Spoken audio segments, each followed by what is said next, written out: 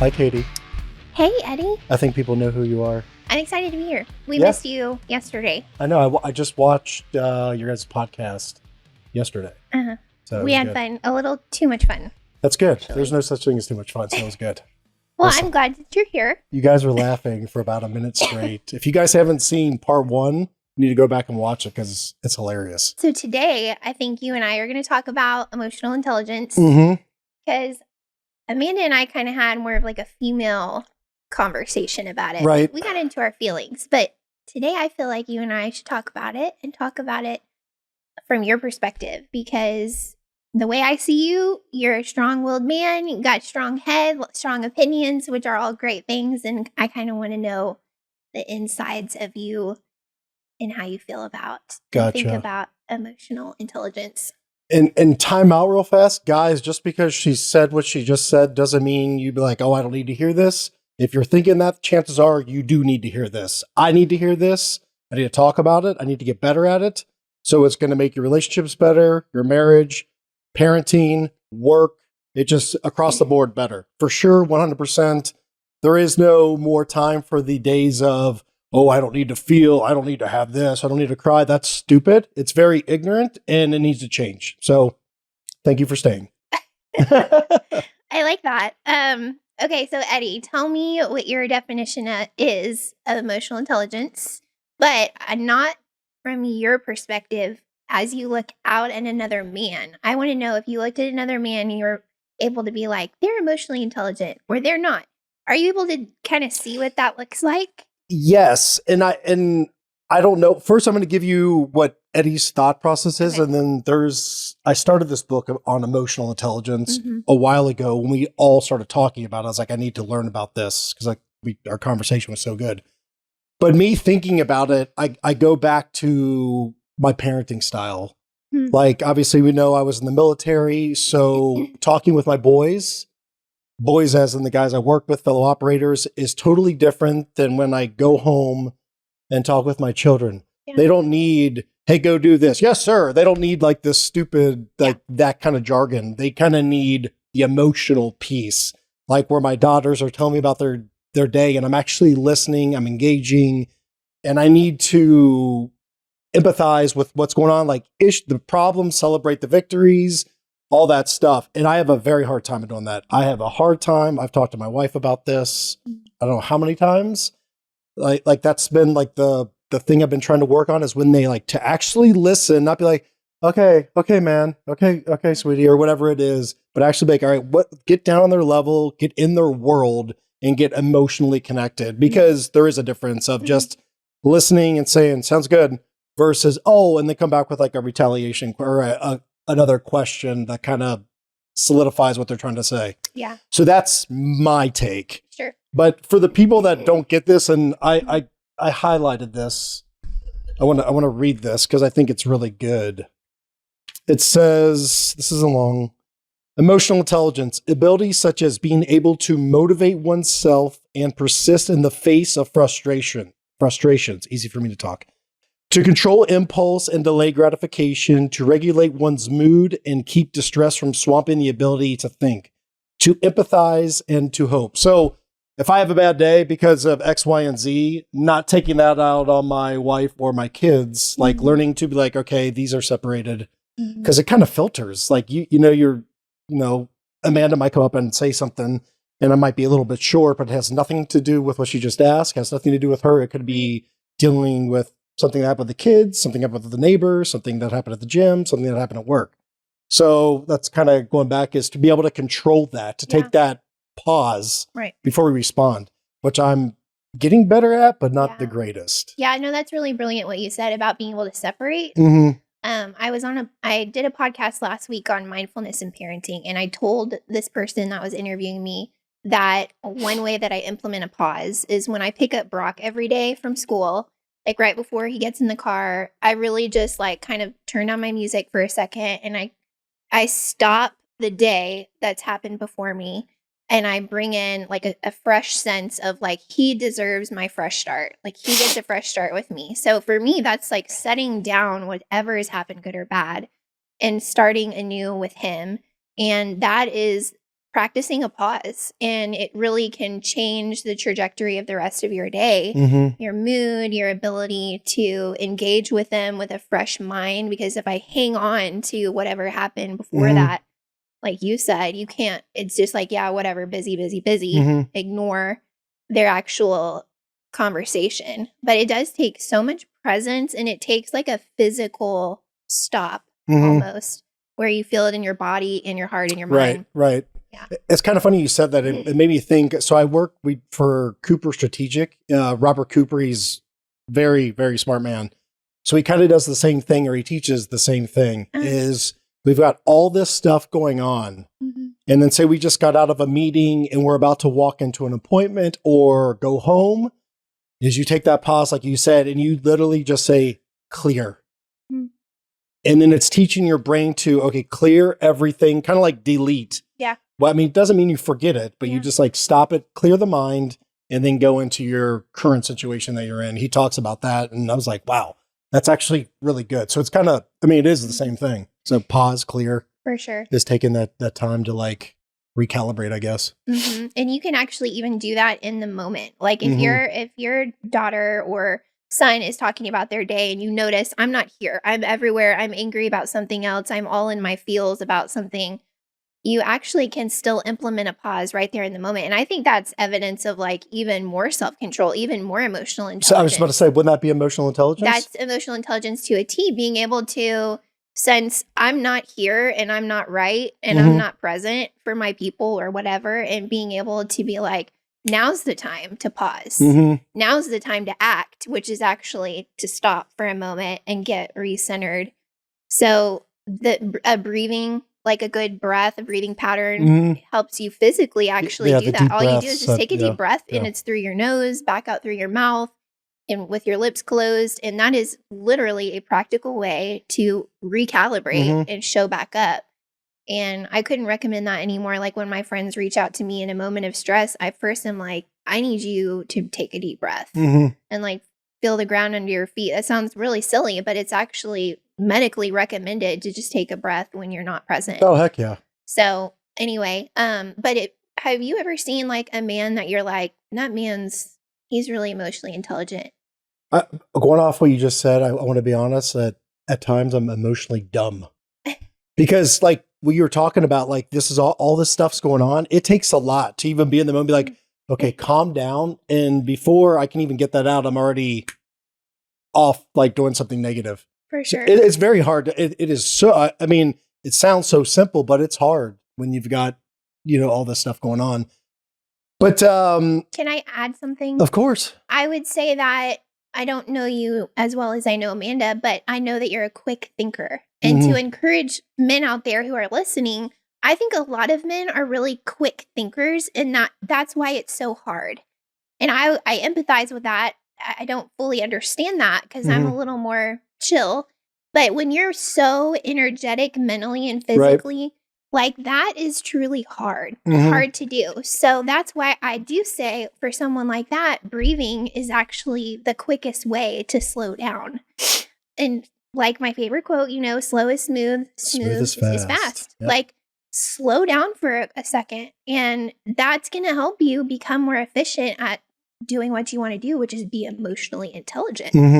So those are my thoughts. Yeah, I definitely, I guess it would be situations. It could be in parenting. It can be in work where there's like just very calm and there's direction and there's solution of finding something that's emotionally intelligent. It might not be the right answer, but there's like just direction, very good initiative, like so many traits that kind of fall into it, but really just being calm and talking about it. And then, like I said, it might not be the right thing, but instead of losing your shit and going crazy, I think that's totally the opposite. And that's what I've really been working, because sometimes I lose it. I lose it, not like crazy, but like, I don't even like to raise my voice. Yeah. I used to be a voice raiser and yell.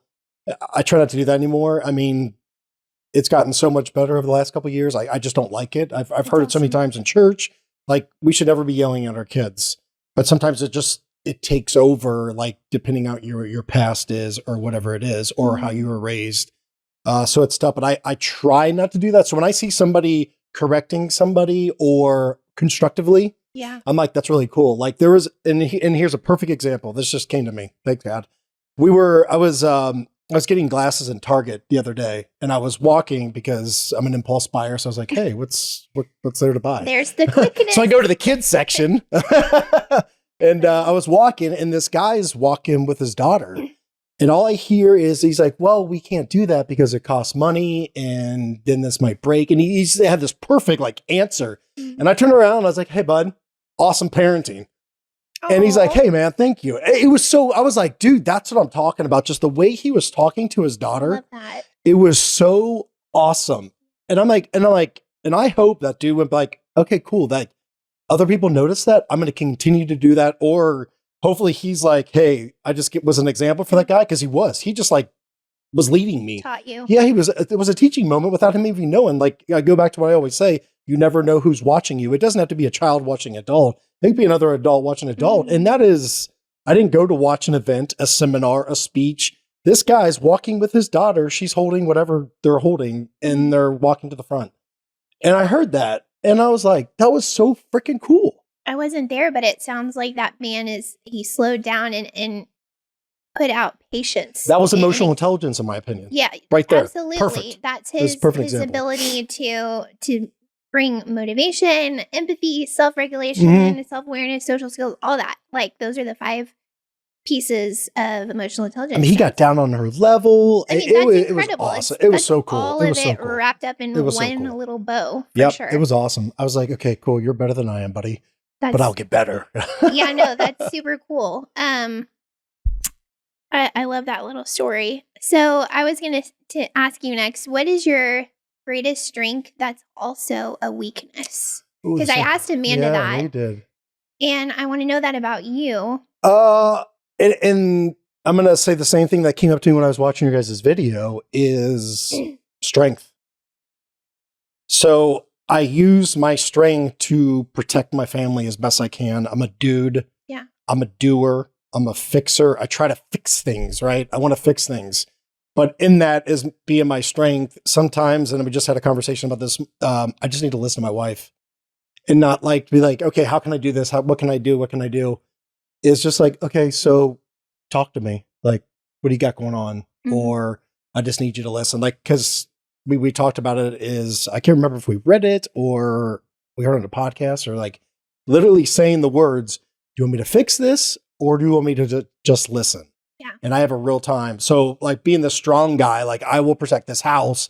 I will fix things. I got you, babe, or whatever it is. Sometimes you just need to reel it back a little bit, relax, and just hear it. And she just might be venting or getting off her chest or, because if you're going to vent to someone, your spouse is the person who it should be, in my opinion. I mean, we're not doing the gossip thing to other people. We're keeping it all in house. For sure.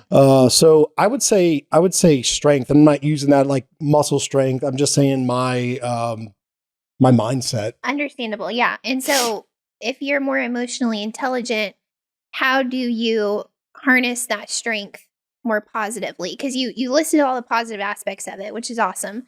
But when you are overly strong, there's probably a stubbornness, an unwillingness. I don't know. I'm not married to you, but how do you implement this sense of maturity around your strength? Like, what does that look like in the moment? You did kind of touch on it a little bit. Yeah, I think the big thing is where the weakness piece comes in is I'm trying to do too much physically. Like, what do you want me to do? Do I need to call somebody, shoot an email? Yeah.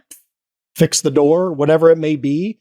Or do I just need to listen and maybe give some opinions or like ask for feedback? Like, what do you want me to do? But I think I'm over the top sometimes because I just want to go like, okay, where's the problem, fix the problem, come out with a solution, and we're done moving on to the next problem because there will be one. Have you ever been in a close relationship with someone who's just like you in that? Because I'm curious about how it feels to be in relationship with someone like that, who's like, go, go, go. Like, I don't have time for this. Like, let's, instead of, you know what I mean?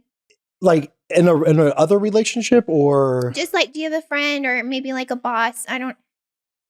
Well, crap, dude. My whole military career. That's all it was. Probably the military. We're not going to talk about our feelings. Problem? Let's go solve it. That's it. That's it. I mean, that's it. There was no other way. Yeah. There was no, how do you feel? For sure. Okay. Sit down and let's have some tea. there is none of that. I don't ever, this is I don't all ever this say is that. all foreign. This whole Yeah. like feelings and crying and talking about it. This is all a new world to me. But over the I last do know couple that you're years. kind of like a big teddy bear. So you I am do, a big teddy you bear. do have some ability to tune into some tenderness. Mhm. Is that okay to say that? No, yeah, it is. Yeah. Yeah. So, Chicken tenderness, sure. Okay. well, I've loved watching Amanda get love from you, and that sounds weird, but she's easy to love, to be honest with you. it's been so cool. Like, I can always tell when a man really loves a woman, and I see you love her and try to change for her, and that's really cool. And same for her towards you. You guys are working to change Mhm. for each other. And so tell me a little bit about what that's been like, because y'all been married less than a year. You've been in connection more with your feelings in the last year. 100%. How is that? Because a lot of military men, I'm sure, are like, don't even know how to do that. It's like the plug is almost to the wall, but it can't quite get plugged in. And I Ooh, feel like you are That's a good trying. visual. That was a good visual. I really feel like you are trying. It may not stay all the way plugged in Mhm. 24/7, but you are really trying to get it all the way in. And Yeah, because she needs that. And I've had past marriages and I've failed. We failed. And that's not going to happen. Like, it's not happening. So I know I know I'm at fault in everything that I've been a part of. And I want to correct those faults, make the faults the right thing to do. And we have a very open relationship as we talk what's on our mind. We really do talk about it. It's not always the greatest thing to hear, but the emotional piece, like, it's very hard. How do I say that? It's hard. It's hard to talk about it or to listen to feelings and actually give a shit. I mean, seriously, like, oh, I'm feeling this and being like, okay, cool. Cause that was me in past relationships. Sweet. Awesome. Okay, cool. We moved to something differently because I'm getting very uncomfortable, which is where I'll like switch into sarcasm or something else. Cause that's like default, which I'm trying to get away with or get away from. Still comes out.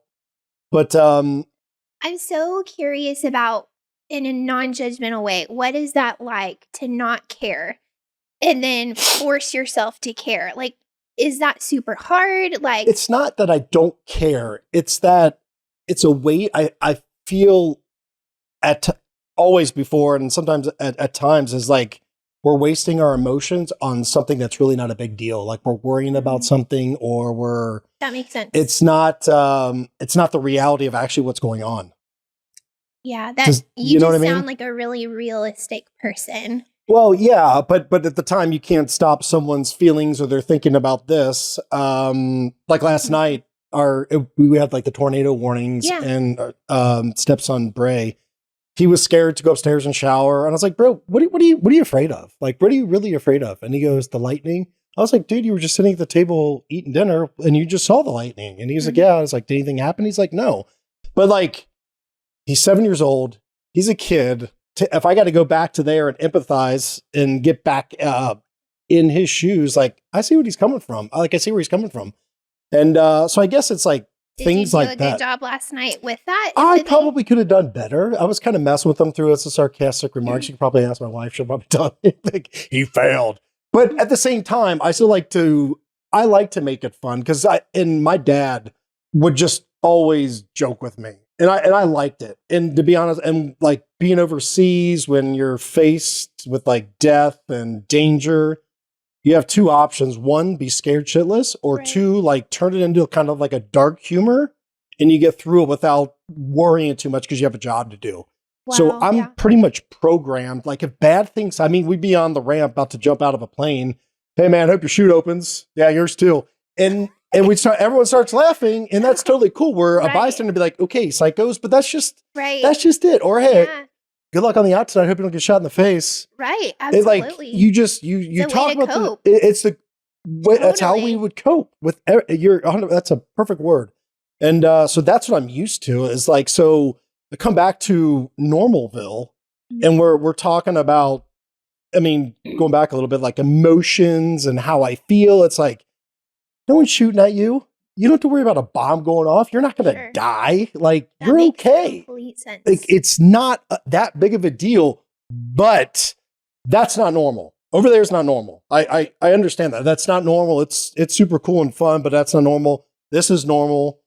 And my place is here with my family, and I need to be more in touch with feelings. But yeah, it's too, I'll still find myself like, this is what we're literally talking about right now. This is wasting our energy. Yeah. But it's not possibly for the other person. Mm-hmm. So, wow, all of that was so interesting to learn from you about. And on the podcast yesterday, I shared with Amanda, I'm going through a trauma certification to be able to teach yoga, which is so cool, by the way, to people who have physically endured trauma, because I am super passionate about kind of meeting people where they're at. And I've had a handful of military men come into yoga, and they never say that they're military until after, but they always have injuries and things, so I know about that. But after, they'll usually say the same thing to me, like, I haven't been able to like be in connection with my body like that in a long time. Mm-hmm. And they say it in a like some sort of manly way. I don't really know how they word it, but at the end of it, they're like, hey, that was awesome. And like, I don't really know how I feel, but I know that I feel better and I feel good. And I'm like, cool. And so I just think it's so unique that you guys have to literally live in a traumatic environment for so long, or practice for it if they haven't been deployed, and then come back to real life, and they're just like, it's almost like a shock of, what is this? Like, this is all silly. Y'all don't really know type thing. So, but that segues me to my next question. Did someone comment? I was listening to the podcast. Did someone comment that yoga was demonic? Yes. Many people on your Instagram wrote in comments, you need to get out of yoga. It's demonic, blah, blah, blah. And actually, as a strong believer, like, I have put in the work to understand what I do and how, like, am I doing something that offends God or is wrong? And the answer is no, I'm not. I actually have so many amazing relationships with people that I have no, like, religious relatability with them whatsoever. And I have incredible conversations. And I wouldn't be able to do that if I was, like, focused on certain rules. But no, yeah, I heard that. I was like, are you kidding me? Like, demonic? Like, I'm sure if you put a certain spin to it, anything could be demonic. Absolutely. But no, the actual, because I've done it with you, so I guess I'm demonic. But I felt great. And if it's helping people and it's clearing minds and stopping domestic abuse and stopping people from wanting to take their lives, it can't be demonic. Absolutely. If it was the opposite, that would be demonic for sure. So, yeah. I think they were concerned. If you said that, you're dumb. Sorry, but you are. They're concerned about the roots of it and where it comes from. But actually, what I teach is honestly like a form of exercise with mindfulness and breath work attached to it. I have no relationship to anything religious underneath it. I am so very specific about what I teach and how I do it. And so when you posted that, I was like, of course, but it's fine. I'm happy to have conversations with people until I die about why I do what I do and how I've met incredible non-believers along the way and be able to have really powerful conversations. How crazy is it that one post with maybe one or two sentences and a couple hashtags, all of a sudden, I know everything about you. Right. You're a Satan worshiper. Like, you know, like, there are some freaking awesome, smart ESP people out there. I posted something about, I think it was our podcast. I was talking about like how I was pooping the tar. Yes. And someone's like, oh, it's your diet. It's this, it's this. I'm like, you diagnosed me in 30 seconds of me talking, like, you should be like doctor of the year. Like, how did you do that? Yeah. You're amazing. We need more of you. If you're judging people off of one post and you think you got to figure it out, again, you're wrong. So, don't do that. Yeah. Well, and I've learned that I can react to that and be offended, or I can just be like, unfortunately, they actually haven't paused enough. Sorry to be so by the book, but they haven't chosen to take a pause and be like, she must really love helping people physically feel better. Like, that's the majority. Yeah. That's the majority. The ones and two, it's just such a small minority that freaking say that crap. Right. And I mean, if we're talking about that, then I guess we should look up what about judgment says, or Right. what it says about judging. So Yeah. conversation over. Okay. Well, my question was, how many years have you been totally out of the service? Serving? 6. 6 years. 5, 6. Okay, so 6 years completely removed. What is a lingering quality or effect or a behavior that you have from your time? And so I guess you can answer that first. I'm curious if other men would relate to your answer, and then I want to know how you're working on that. Like being aggressive? Would that be a good one? That's That's the first thing that came to my mind when you just said what then you I just think said. that's probably the most honest answer. Yeah. Yeah, I like to, again, it goes back to if there's a weak link or there's a problem, like go attack it. I did the thing. You did the bad thing, I did the Eddie. thing. You did the bad thing. I think I think that would be, maybe I'm too aggressive. Maybe it's kind of like pause. Is there a population you're most aggressive with? I think no, it's just like anything.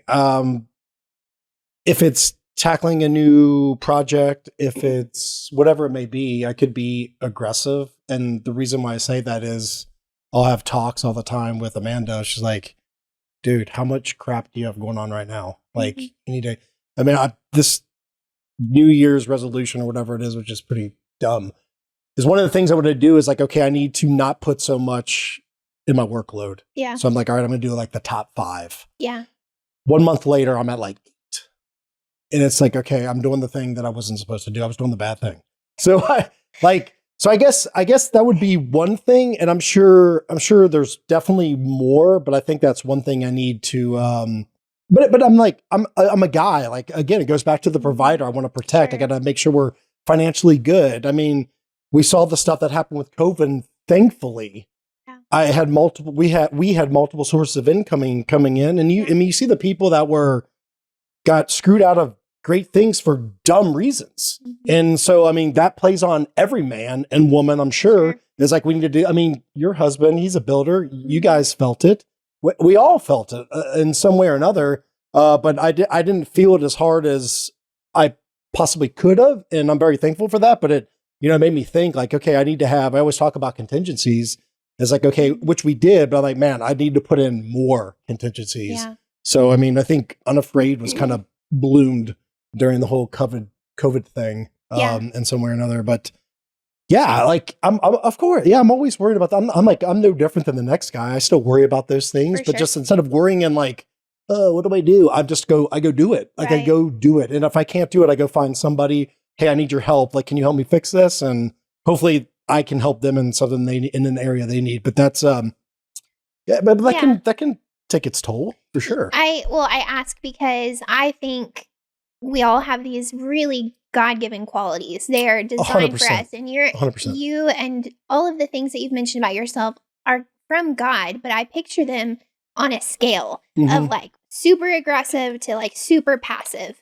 And I just think if you're all the way on one side of the scale, like I think it is emotionally intelligent to explore and play around with moving about up and down that scale. So not just operating out of that one side, but letting yourself move to like being how in this situation can I bring up that passive side? And it's not a negative thing to be aggressive. It's not a negative thing to be passive. Right. I think the ability to give yourself room to be more than just the one thing that's so natural. And for me, I am so heartfelt and so I operate so much out of a space of feeling that one of the best things that I've done for myself is to tap into my head and to my gut more and to just try to be more balanced in that way. And as I listen to you, like I try to think more logically. I don't think logically. Like I just straight up don't. Well, that's kind of like a female emotional, male logic. There's got to be that balance. Like there really does. Sure. Like, and working on that is so important. I think males feel most comfortable in that one spot. And I'm like, I see that you're saying you're practicing with Amanda and the kids, trying. It's hard, but trying to get. But most dudes are, and I was so guilty of this, are so afraid to cross over to the emotional side. Not all guys, but I would say, and I don't have, stats to prove that, I would say probably 90% of all military guys, just because I know a lot of them, have that problem.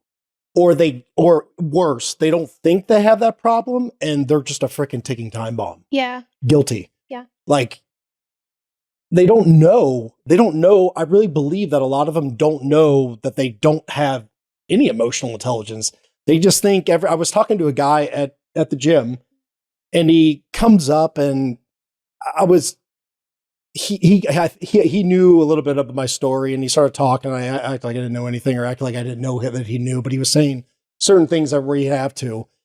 And he's like, yeah, my wife, I'm getting divorced. Like, just offers us up. I'm getting a divorce, and my wife wants me to go see a counselor. I don't need to go see a counselor. And at the same time, I'm like, you're an idiot. And at the same time as that, I'm like, you poor soul. Like, he didn't get it. Like, he just doesn't see it. It was like looking in the freaking mirror, like X amount of years ago. Yeah. I was like, poor dude. Like, you do. And I don't know his story. I don't know his problem. But like, I remember the first time talking about counseling, we'll just use this as an example because to go with the story. But I was like, yeah, I don't think so. I don't need someone to tell me my issues. For one, I don't want to tell you my story. Yeah, you don't deserve to. Yeah. I don't know you. You don't deserve. I've been to counselors that are douchebags. I've also been to counselors that are freaking God ordained, phenomenal, awesome, phenomenal people, and really help out. Like, we're seeing one that we go see weekly, all the time, and but I was just like, yeah, you do, and just the way he was aggressively talking about it, and like what's going on, and I've seen him at the gym, freaking talking to X, Y, and Z, and doing this and all that stuff, and I was like, yeah, dude, like, it's you. Did you encourage him to go? No, because I didn't know him that well. I did say like, hey, counseling worked for me. Like, hey, counseling's not that bad. It has worked for me, but I just got those bad vibes. Like, you give somebody like, ooh, bad energy. Yeah. Like, I just felt that very bad. I'm like, okay, needs to get fixed for sure. But a lot of guys don't know that. They're very aggressive. Like, it's them, it's not me. I mean, I used to be like, it's all them. It's them. It's them. It's them. Okay, maybe there's a little bit of me, but it's 100% you and it's 100% them. Like, I don't want to bring this up. There's a book that Jocko Willink and Leif Babin put out. It's called Extreme Ownership. And I did a road trip and I listened to it a couple months ago. And it is so spot on. And it's so simple. It's like third grade level. Not them explaining it, but if we think about it, like taking ownership for what it is. Like, if you have a problem in your marriage, it's you. Imagine if both people are saying, it's me. Mm-hmm. What can I do to fix it? Oh my God, heaven. I think it's significantly easier to say it's me when you have a relationship with Christ. Because 100%. You can see that you're naturally a sinner and you're naturally in need of someone to cover that for you. And a sermon that I heard, I loved, and I remember forever. He said from the stage, if you're in a relationship with somebody, friendship, marriage, whatever it is, if you're only 5% wrong and they're 95% wrong, you need to own 100% of your 5%. And you need to apologize in a way that reflects that you own 100% of your 5%. And so I love that. And that takes real courage and it takes vulnerability to apologize in a way that's 100% ownership with the consideration of how that 5% affected the situation. That takes a lot of bravery to really, like, maturity. And it's like dying to a piece of yourself when you do it, but it's usually worth it. It's worth it to care about someone enough to apologize. What does the world look like if every person owned up to their shit? What would it look like? Could you imagine? It would be amazing. There would be so much more peace. And man, some people I've learned are just committed to misunderstanding other people. And I think that's another sign of not being emotionally intelligent. You just misunderstand people left and right and don't even know it. And I think that it takes work to step back, be like, I got a log in my eye. And that's probably why Such a great verse. Such a great verse. Yeah, it's probably why I'm not understanding them. Mm-hmm. Like, there are some situations in your life that may not ever get better, may not ever get resolved. And you can be freaking pissed off about it the rest of your life, or you can be heartbroken over it the rest of your life. But really, the truth is, if you step back and say, is there a 5% that I need to own? I'm going to own it. And then I'm going to choose to try and understand them in their 95% of what they did wrong. Mm-hmm. Instead of blaming, actually having some empathy and trying to get where they're wrong and why. Like, it's just a way of living that's so different, and it's really freaking hard because it requires this connection to your heart that, oh, they do these things because they're scared of lightning or whatever. I don't know. Does that make sense what I'm saying? No, it's 100% true. Like yesterday, and I hate saying this, but I was at jiu-jitsu and I was grappling with a guy and his ankle popped out. It was... I have like a fear of like dislocations. Honestly, it was the coolest thing in the world. Oh, gross. Like you just feel the vibration, you can hear the pop. But it was like, it's called a toe hold, and I was holding on his ankle, and I kept it there because you really got to be careful because we're not going for medals, we're not going for money, we're not going for whatever. And I was just holding it there, and he wouldn't tap. And he was kind of like, he started fighting and trying to get out. So I gave it just a little bit of pressure. And as soon as I gave it just a little bit of pressure, it popped out. And I was like, oh man, dude, are you okay? Like I felt so bad. Yeah. And then like the rest of the day, I'm like, man, I should have, like he should, it was his pride. He should have tapped. He should have dude, you were done. You're not going to get out of it. But at the same time, I'm like, man, I should just let go. And cause it doesn't matter. I didn't need a tap. I didn't need a physical or a verbal anything. I should have been like, dude. And they got, his ankle's fine. Like just popped out, pop back in. Like it'll be bruised and sore for a couple days. Hopefully that's it. But like I should just, to be honest with you, I should have stopped. I was like, that was my fault. I should have done that. And I told him, I was like, dude, I'm sorry. I should have just let go. But it was freaking awesome to freaking pop his ankle. It's just not that I have no bad things against this guy. It's just so manly. Like Amanda. No, but truly, it's so interesting that you were able to identify it was probably his pride that led him to not tap out. And that's why I'm saying when you operate in an emotionally intelligent way, which of course I don't do it perfectly, I'm so far from it, but you in that moment can be like, he should have, or he didn't because. Yeah, it can always go back to you. It's just a way that it really you can. view people. Mm-hmm. It's like you live life in a way that you seek to understand someone else instead of to be understood. Right. Understand instead of trying to be right. Correct. Right. Understand or like to find a solution versus trying to be right. Yeah. I think for a male, it's probably, I want to be seen as right or bigger or better. Versus just don't take away our pride or respect and we're good to go. I actually think it's really respectful and respectable to identify that was probably his pride in that moment. And gosh, like I wish and hope that one day he can work on that and have some compassion around that, not some judgment. Like, man, I really hope he freaking goes to counseling for that type thing. Mm-hmm. Yeah. So yeah, no, I guys, the emotional piece is huge. If you want to turn your woman on, get involved. Like seriously. So you said something earlier. I think this is a good place. I don't know how we are in time, but you said that guys are scared to go into that emotional area. What does that line look like to step over? I want to know what is that like? I think it can be different for a lot of guys. I mean, I can speak for obviously myself, not everyone else, but I think a lot of guys will, will see eye to eye on this. It's like for me, is if you're questioning me as a man, respect the pride, or kind of testing if I'm wrong on something, especially if I believe I'm right. Having that conversation to talk about it instead of just like, hey, let's communicate to figure out a solution or what really happened. I kind of take a defense to it. Like, gloves are up. Like I'm blocking myself from injury. Like, cause, and I'm sure that's past wounds from past relationships. This person did this person did this, and I did stuff to them. So it's the same. It just goes, around and around. So I think a lot of that's that. So it's a lot of, okay, put this crap down. You're having this conversation, we'll just say with your significant other, like there should be no gloves up. There should be no like freaking bow and arrows drawn. You know what I mean? Sure. So it should be like, hey, let's figure this out, move on, and love each other, because that's why we said I do in the first place.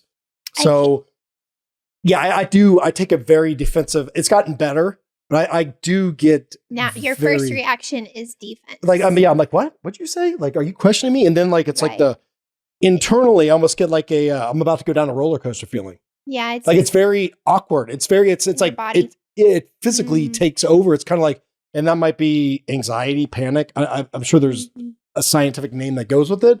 But yeah, there's something physical. It's not that I'm just sitting here, everything's cool and calm, but I'm just like, boom, blood pressure goes up. Sure. And when a dude's blood pressure goes up, you're like equivalent to a 2-year-old. Yeah. We can't say anything, which is why we say the negative things like screw you, all the bad things. Yeah. And then 10 minutes later, we're coming back. Yeah, that was stupid.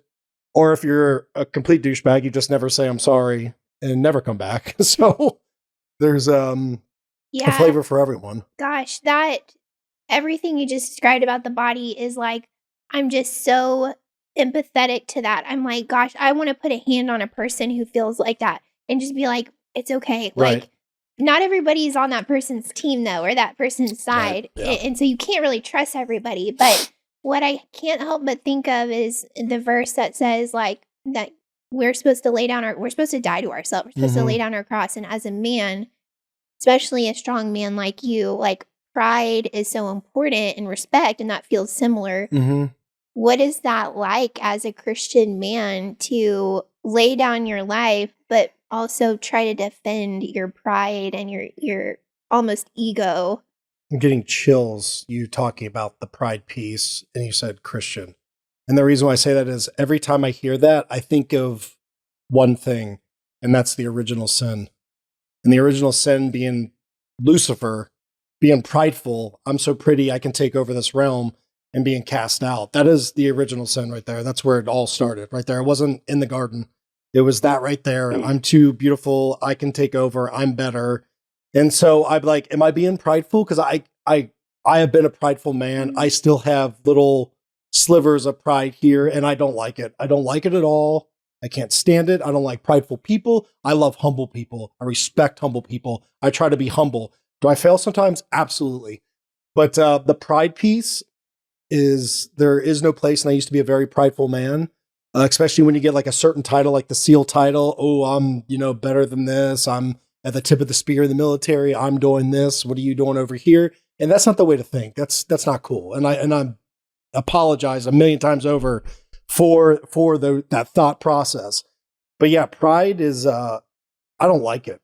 It does rear its, bottom line is there is a battle of good and evil all around us all the time. You can see it anywhere. And sometimes the pride gets over, like maybe possibly when I was doing the toe hold, and I should have just let go. Maybe that was a little bit of pride. Like, no, you will tap. You will submit to me.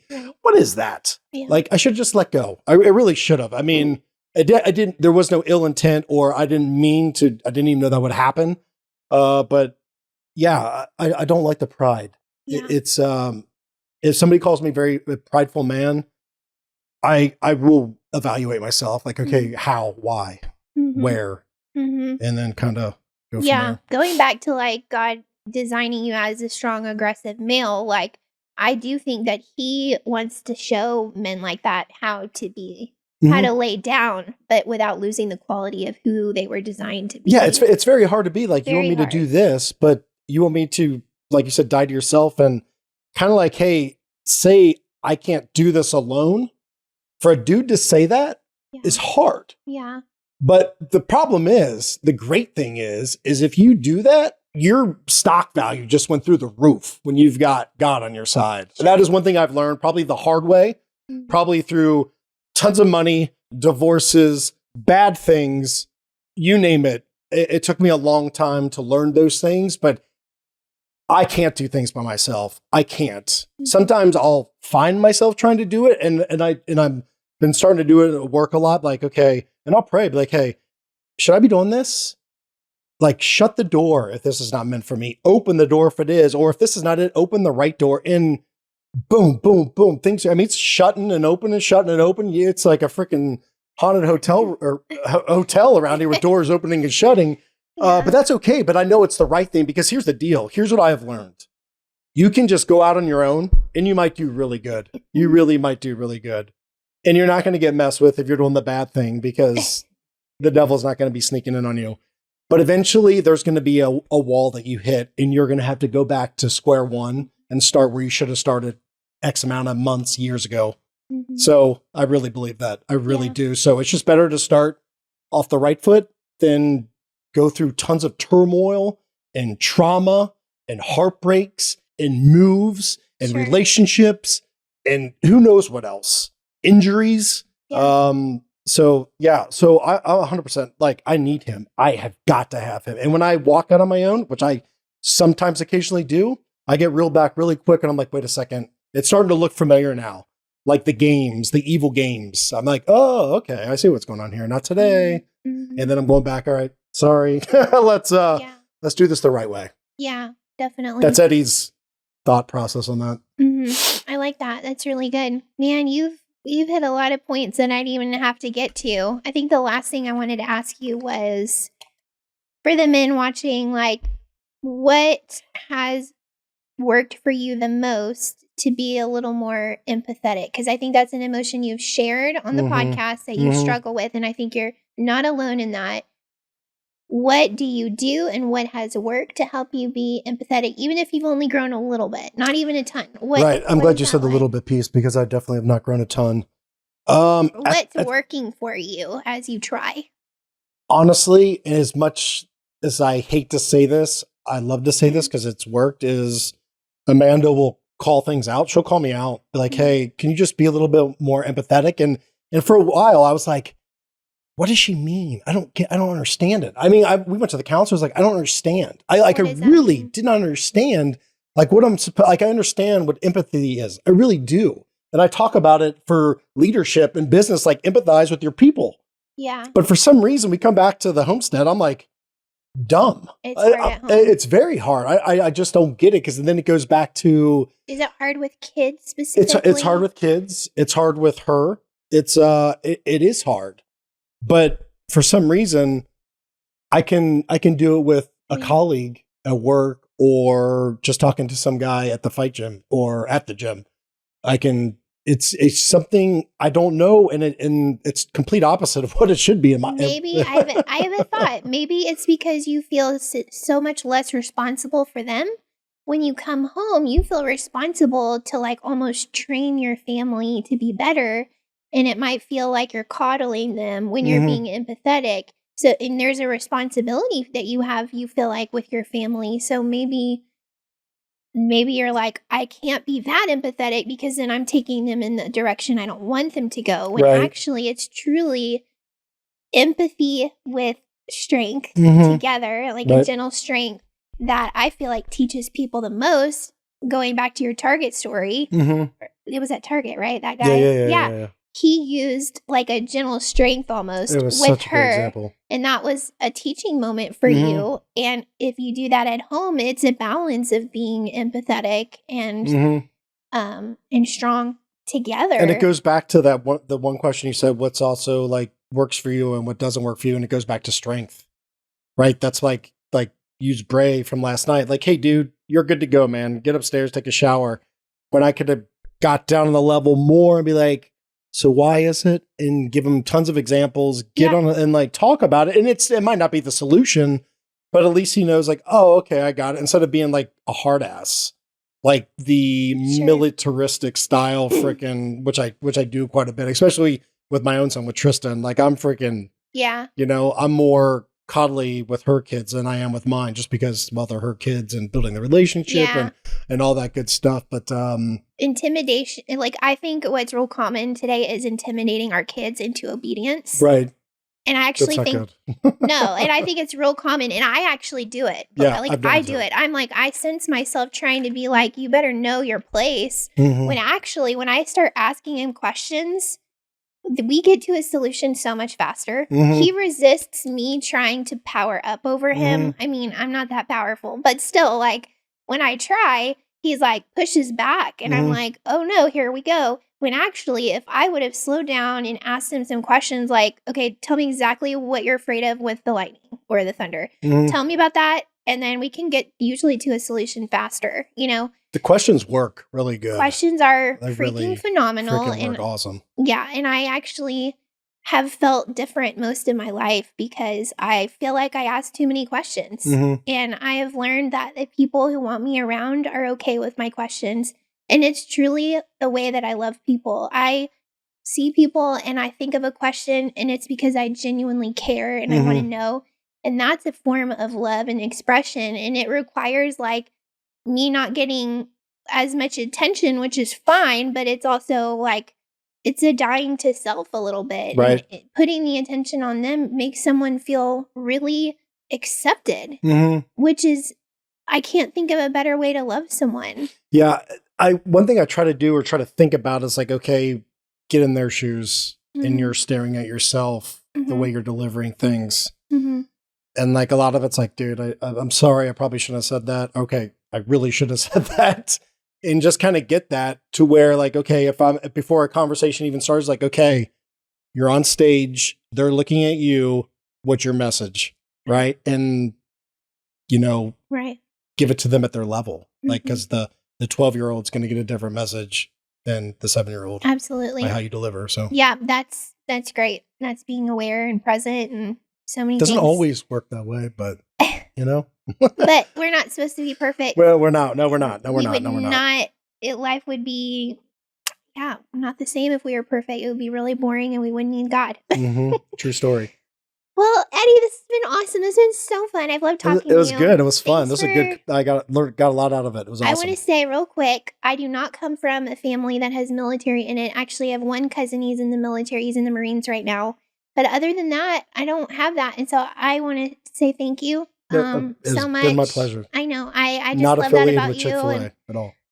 Well, yeah. So I just want to say from my family, like all of my family, extended and everything, we thank you for your service. Oh, it has been my honor. Truthfully. So fun being your friend, and I've enjoyed getting to know you. So awesome. Thanks for having me on. Yes. Thank you for being here. So that was episode 6, part 2. So part 1 was with Amanda. Part 2 is this one you just watched. Part 3 is coming out and it will be all 3 of us. So myself, Amanda, and Katy here. So make sure you make sure you stay tuned for all of them and watch them, or else you're going to no, you're not. Okay. That's it. Take it easy. See ya. Bye.